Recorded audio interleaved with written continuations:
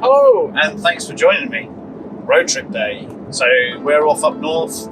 So I thought it'd be a really nice opportunity to talk about the van, and we've now had it for 2 months. Anything that's gone on, what we're still thinking, is the honeymoon period over? Should we have bought the new one?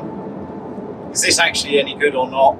So yeah, let's go through what this has been like over that 2 months and what we've been up to.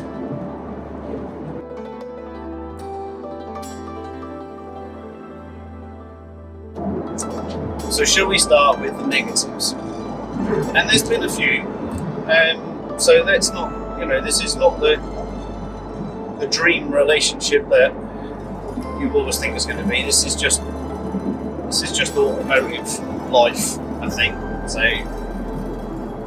we've had some vans that have been exceptional and they've never had any issues whatsoever. We've also had some that have had a few little niggly bits. This has got a couple of niggly bits that are sort of annoying us at the minute. So for one, we've got an engine management light that keeps pinging on every now and again. So it came on when we first got the van after a couple of weeks, and then it was quite insistent. So no matter what we did, clearing it down, it then pinged back on again. So to the point where we booked it in with Volkswagen, booked it in to be assessed, and they're booking quite a way ahead because we needed a courtesy van to swap it over. Our nearest dealership is Ipswich, really, so it's a bit of a drive away, so we needed a courtesy van just to still keep us mobile what we needed.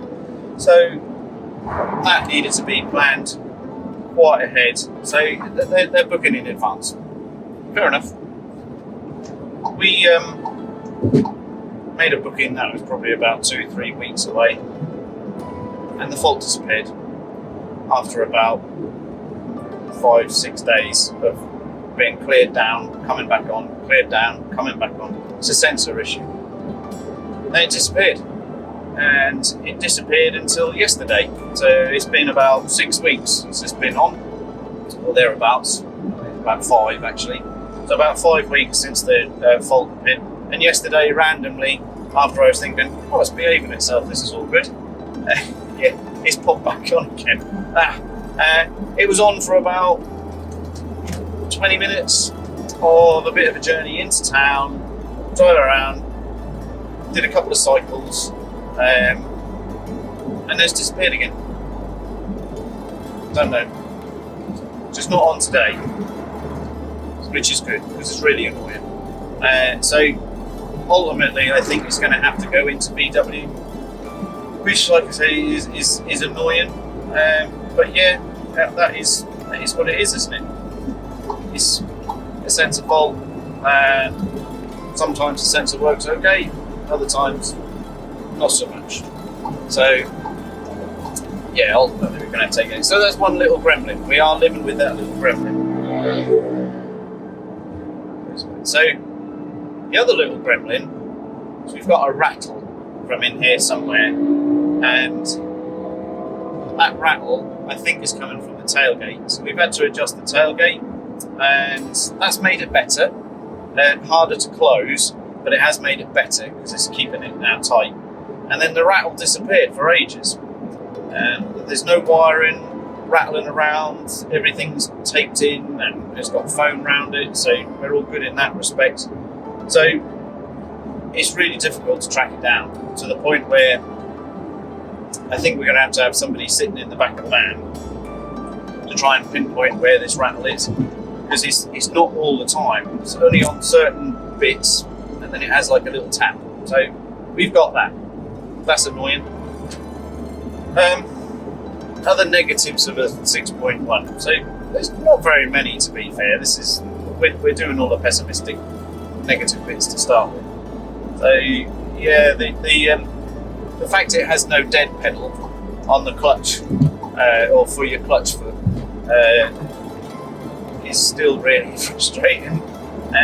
There is enough space for me to put and rest my foot there, but it's just, it would be nice, like the 6 and the 5.1 and the 5, they all had that nice little rest place where you could put your foot.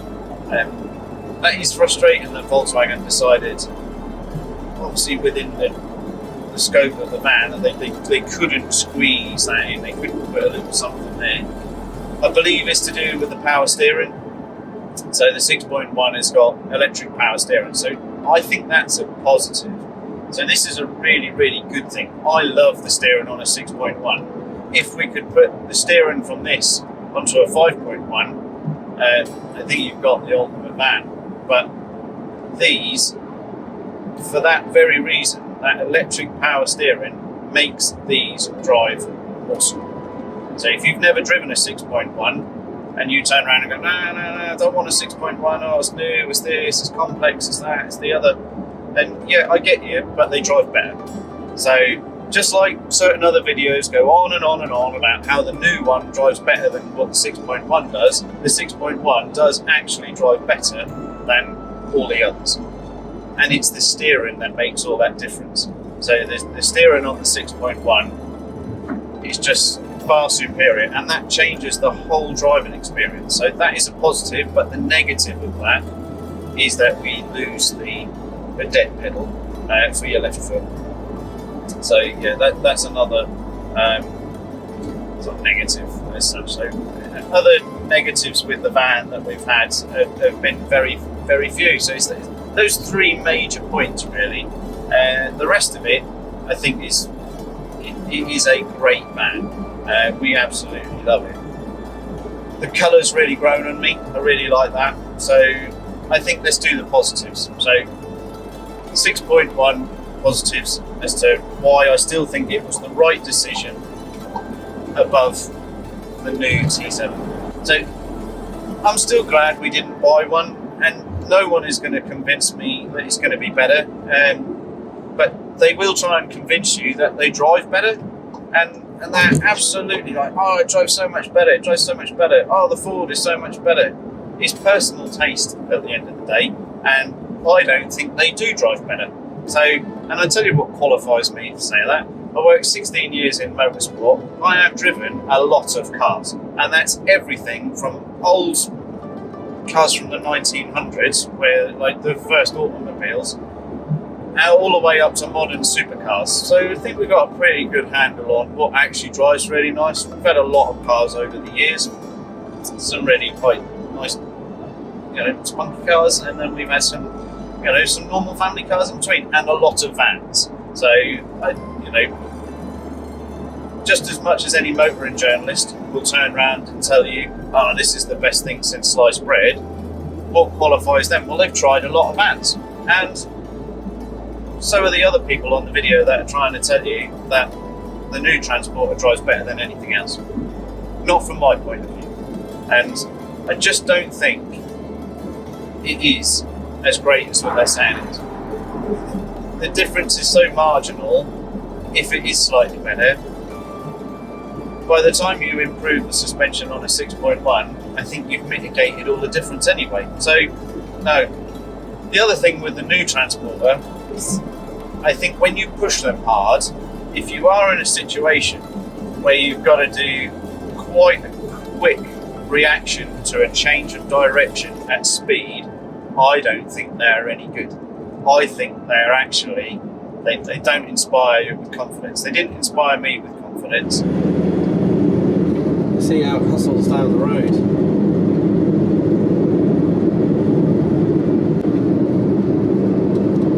What's it like?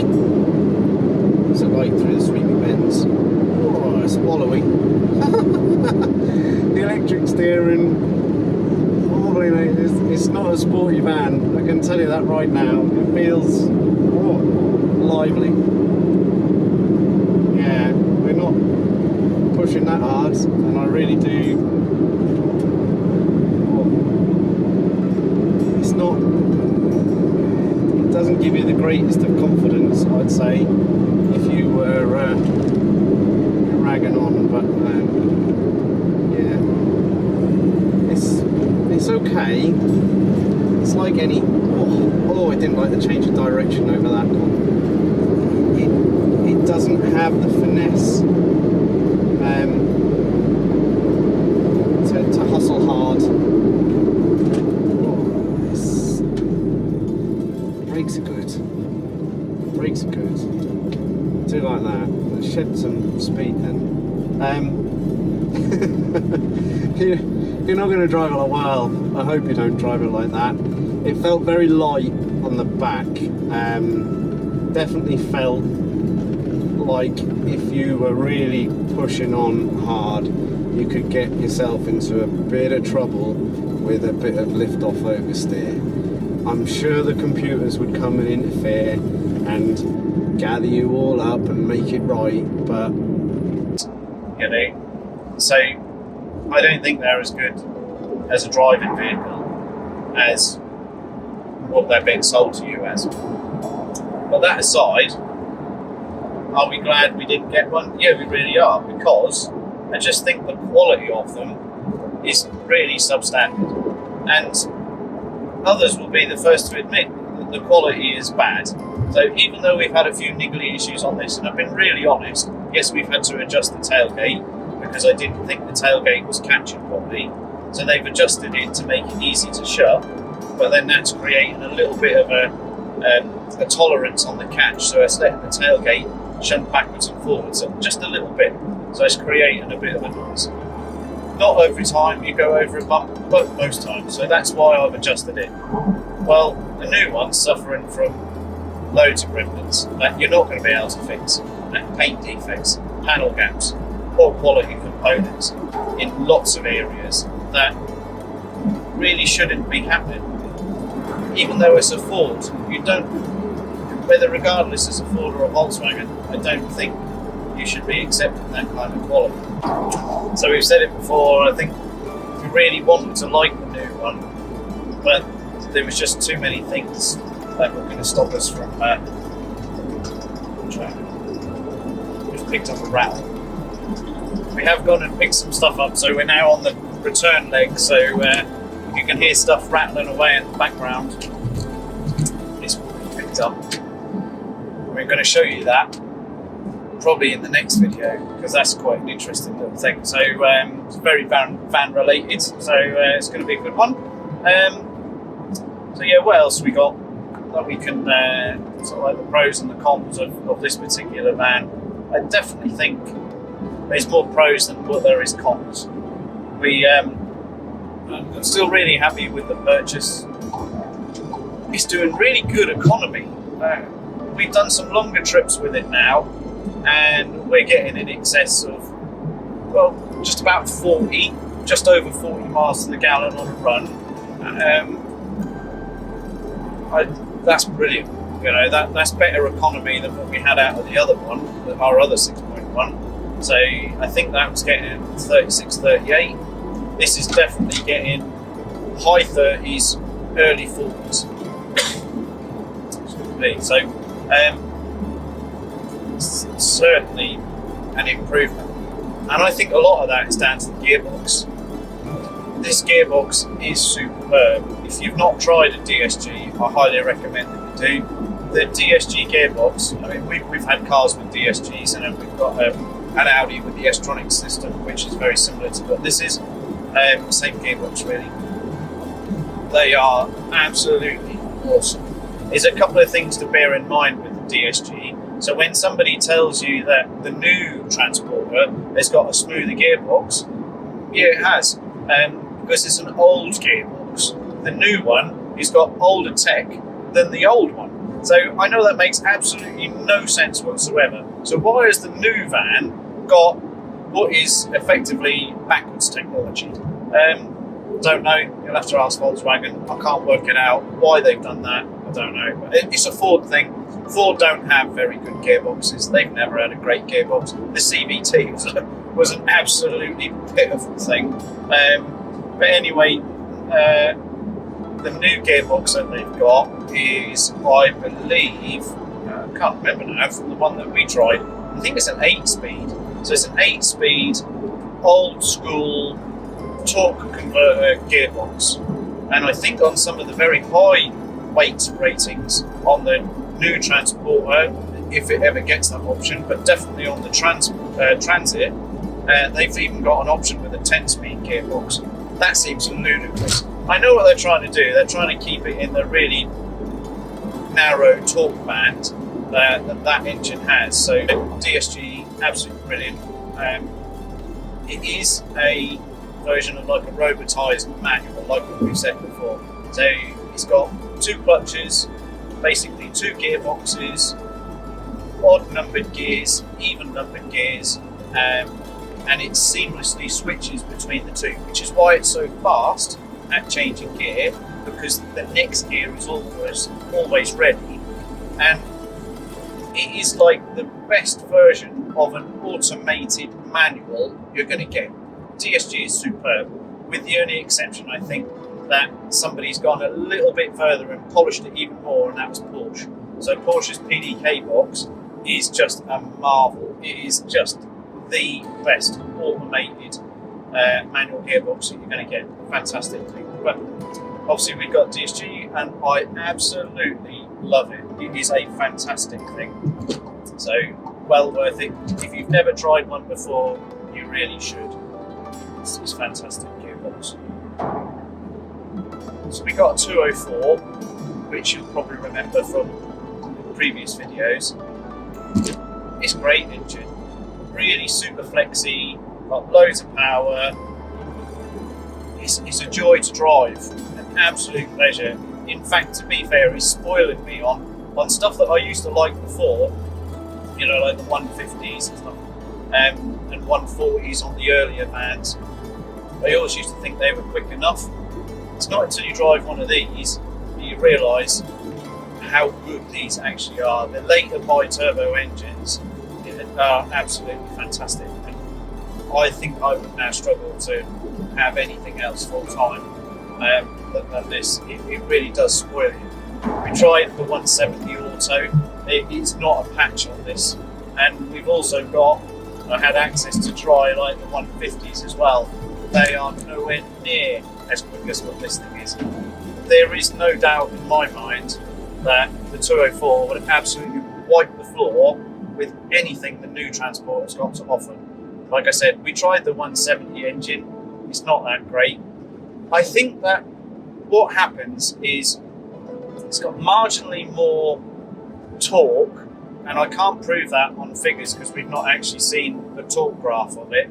But what it feels like is that the turbo spools faster on a new Transporter lower down than what it does potentially on these. And it is really marginal. I mean, we are really splitting hairs. So I think that's what you feel. So that's like getting out of a petrol engine car with, say, 200 horsepower and getting into a 130, 150 horsepower diesel engine car and telling me that overall the diesel engine car is faster. It won't be, but it just feels quick because it's got low down torque, and that's what you're experiencing. You're experiencing that like, oh, it's picking up really quick. So you think overall it's faster. It isn't. I'm really happy with the performance of the 6.1. In the fullness of time, when Turkey pulls its finger out and actually concentrates on getting a quality product out of their workshops, we might all end up okay, and we'll have a new Transporter eventually, won't we? And that's all of us, not just me, everybody. You know, 5 years, however long it takes them to get everything ironed out, then maybe we will. Maybe they never will. In which case, I'm not going to sugarcoat it. We're sitting here on the best Transporter that you can buy. That's nearly new. So, yeah, I still think there are other Transporters that are marginally better, like I said on a previous video. I love the 5.1. It's not as complex as this. I think ultimately it's probably cheaper to run because it doesn't have so much going on. There's no AdBlue, there's no like massively complex electronics that, you know, might need maintenance over its lifetime with you. But yeah, I think as far as vans go, if you want something that's like nearly new, there is no substitute for the 6.1 comparing it to the new Transporter. Whether you like the looks, whether you think the new one drives better, whether you think you just want quality wise, they're nowhere near these. Nowhere near. One thing I will say about sitting inside a 6.1, which feels very familiar because the architecture is, you know, for want of a better phrase, it's old school, isn't it? You know, they've had this format now since 2003. It is older technology, but I tell you what, it's joined up technology. It's familiar in a good way. So the dashboard looks like it's been designed by one person, not two separate people. Somebody who's designed the centre bit and the infotainment and the radio and all of that, and then somebody else who's designed like the instrument panel and the other bits and bobs. I think the new one is very, it's not seamless, is it? It's weird. I just don't think it looks great. And yeah, it's got an LCD screen, and oh my god, oh yeah, it's all lovely, new technology, all fancy digital stuff. Yeah, and got an iPhone for that if I really want to. I like the fact this is analog. I've probably said this before on another video. I think the layout, the dash, is intuitive, it makes sense. I don't need to fight with the heater controls. They're there, they're a mechanical switch. I like that. And when you are driving, it doesn't matter how smooth of the road you're on, you are jolted very slightly. And that on a screen, when you're trying to do touch button stuff, is not great, is it? It's not brilliant. So I just think these, from an aesthetic point of view, I really like the 6.1. And yeah, okay, the tech isn't as good, and I use good loosely. The tech isn't as modern, obviously. I think the new one has got more modern tech. This has got everything in it that I need. It's got DAB radio, it's got Apple CarPlay and Android Auto. For that, you can connect whatever you want to listen to, stream stuff, whatever. It's nice. It doesn't have to have a massive screen that looks weird, that doesn't look like it's joined up to the rest of the dashboard. It just, for me, works nice. And yeah, I love the fact that those dials move around as a physical thing. It's nice. Yeah. Personal preference, individual taste. We're all different. Somebody's going to want a digital layout, somebody's going to want a bit more of an old school layout. I like the old school stuff. I think this just looks nice, functions well, everything's to hand, it's where you would expect it to be. I don't think there's anything weird with the new one, apart from the dashboard's quirky and a little bit, like I said, it just looks disjointed. It just doesn't look like the same person designed from right to left. They're sort of like somebody did over here, somebody's done that bit over that side, and then somebody else did the middle with all that screen in it. Don't feel like I need to have an iPad in the middle of my dashboard. So, yeah, I'll keep this one. So, what else are we up to? I really want to show you some of the stuff we've been doing in the workshop. So, let's take you to the workshop now and give you some highlights of what we've been up to in the last few weeks. So back at the workshop, let's catch up with what we've been doing to the van. I want to show you the changes that we've been making. So if we go inside, biggest changes are going to be in here. So this is what we've been out on our little road trip to go and pick up. And I want to show you that in more detail, so there'll be another video for this. Biggest change inside, which I sit down in here, is I've done the roof. I've been waiting to do the roof for ages. So one piece suede lined roof with 6 LEDs, and those LEDs are, you can see behind me, just on a little switch there, Because this van is going to be slightly different, I am going to leave these LEDs at the minute on a auxiliary from the battery, from the main battery. So it's from the auxiliary fuse box, which is underneath the passenger seat.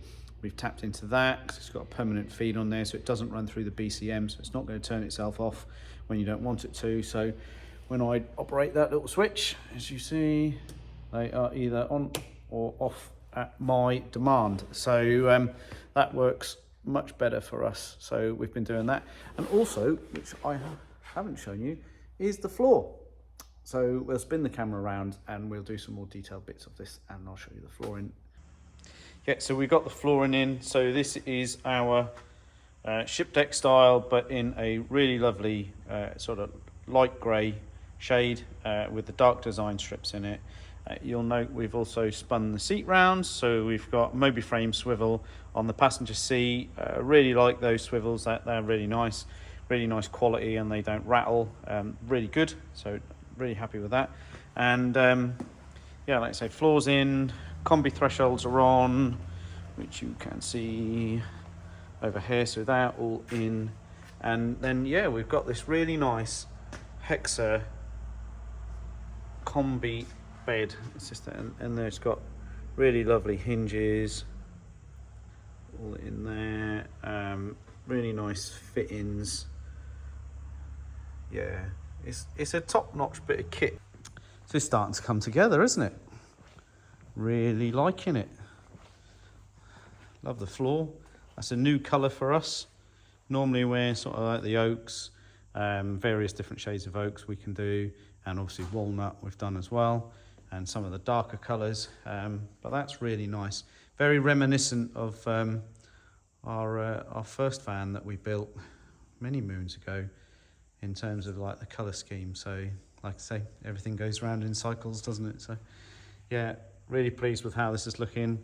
With our flooring as well, we can add these tie down points. So these are the factory combi tie down lashings with the nice little finishing cups on them. They're really nice, and we've got all 6 in here because one, we thought we'd do something with those, and that would just be handy to have on that. So yeah, and then like I said, we've done the roof. Well pleased with that, fantastic. And by opening up the van with this swivel seat, it's made loads of difference, hasn't it? So yeah, what a cracking bit of kit. Absolutely love that. Van's really coming along. So this week, what have we been doing? We have been fitting swivel seats to captain's chairs. Nice in a combi when you've got the 2 swivels spun round, gives you loads of space. We've also been fitting these little bad boys. So they're from Bus BOXX, and they're great. Like those. I think they're pretty cool. Now, what we have done on these is kept the panel behind it just to give it a bit more rigidity, because obviously they are a fabric and you can obviously push them. So to give them a little bit more strength, we've kept the panel behind. You just got to use longer trim clips to get them through. But they look really good, don't they? They're a nice practical addition. And then other little treat that actually is the customer that found it is this. What a neat solution for putting the night heater controller somewhere. So these are 3D printed and pretty much in the same color as the grey. They come in a black option and they come in a grey option. We'd not seen them, so it's really nice that the customer had sort of pointed us in the right direction. So thanks, Colin, appreciate that. And I think they're cracking. In fact, we're going to order a few of these. I like them up there. So same location as what the factory uses for the electric pop tops and their night heater controllers. So yeah, that's pretty cool. Really, really like that. So if you want to know where these are from, they are from Van Forge. Really nice little product. I think they're about 30 quid. So yeah, really lovely. Like that a lot. So that's really cool.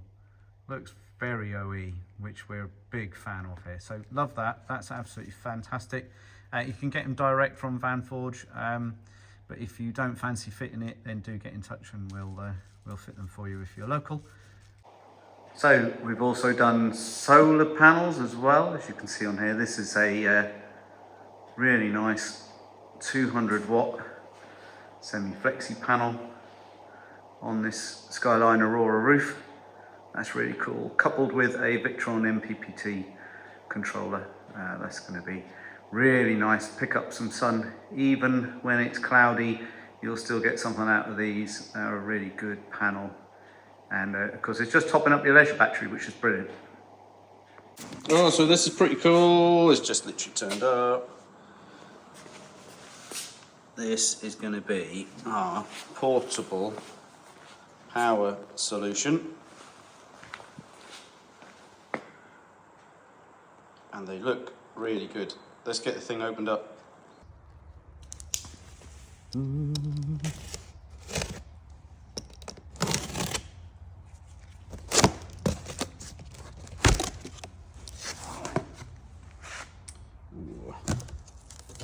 It's pretty heavy as well. Surprised at that. Well, actually, I shouldn't be. It's a massive battery, isn't it? Even though it's lithium, it is a massive battery. Right, go in the bin. Have a look at that in a bit.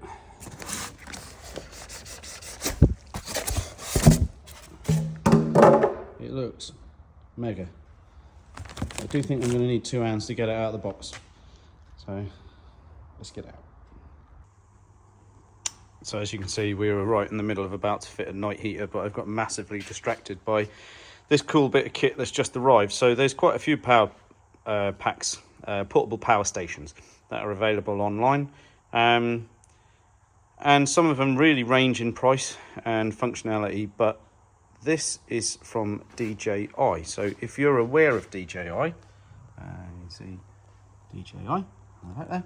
If you're aware of them, they make some pretty cool kit, pretty impressive drones. They've got some really good tech, and they make, in collaboration obviously with Amflow, with DJI Avanox motor, I think it is, a very quick mountain bike. So if you're into mountain biking, you would have heard of them, because they literally exploded onto the market probably about a year or so ago with the Amflow, and that's now, I think, in full swing and availability, and that thing is a beast. And then if you're into drones or flying, you definitely would have heard, or radio controlled flying that is, you definitely would have heard of DJI.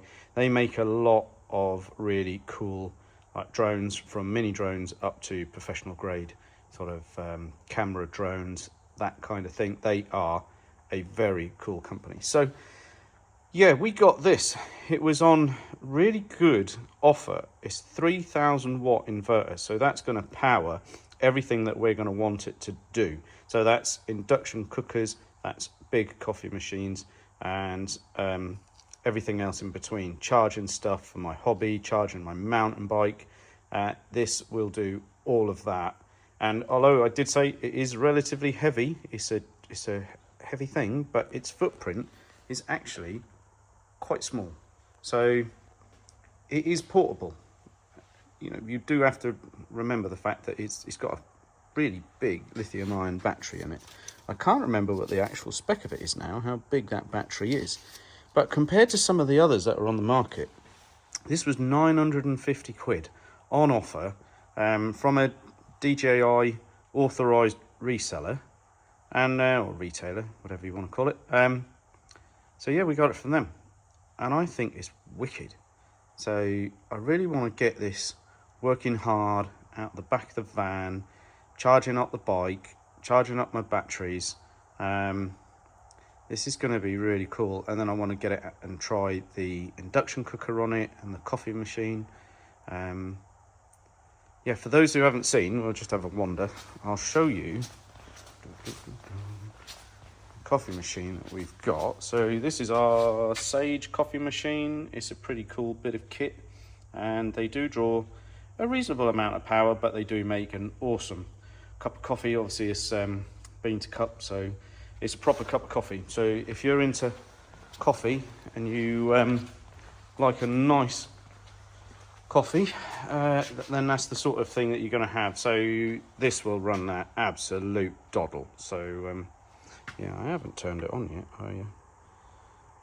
See, ooh, that's pretty cool. So we need to connect the phone to it, and we need to give it its first charge, as it's in storage charge at the minute.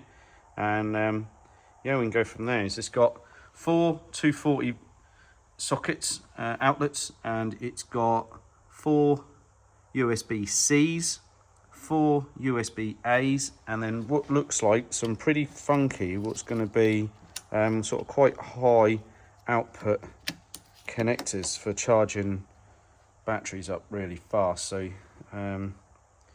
that's a chunky looking like XT plug. That's pretty cool. And then in here it's got its input for charging, how it's going to charge, via what source, and here we go from there. It just looks proper super simple. That looks really nice.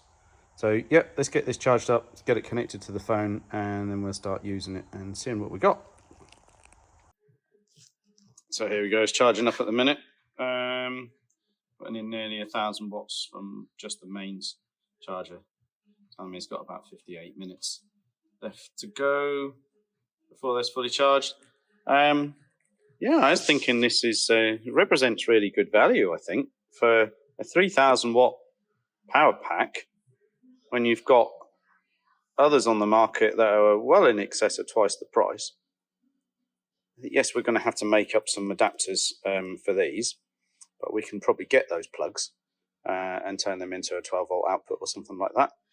But the rest of it is exactly as you need, isn't it? It's got 240 sockets, it's got USB charging. Yeah, we just need to adapt it so we can have, and you can buy them separately. You can buy the car charger, so it'll charge as we're driving. And also I want to then have a 12-volt output from this on a plug, so we can plug it into the van and we can power various things on the van that are also 12 volts. So I'm sure we're going to be able to do that, and that should be pretty simple, to be fair. So yeah, but I think so far that looks pretty cool. If you want to mount it into the van, it's got these little mounting points, and you can get a bracket so you can then fix it down so it doesn't move around, which I think is probably it's probably a good thing, isn't it? You could probably pin it down if you wanted to, because it's got a fair bit of weight, so you won't want it rolling around, especially if you you know, you get a bit enthusiastic round a corner or something. You don't want it making its way from one side of the van to the other. So that's probably a nice feature. So we might have a look and see what the cost of those brackets are. It's got another one over that side as well. So yeah, cool.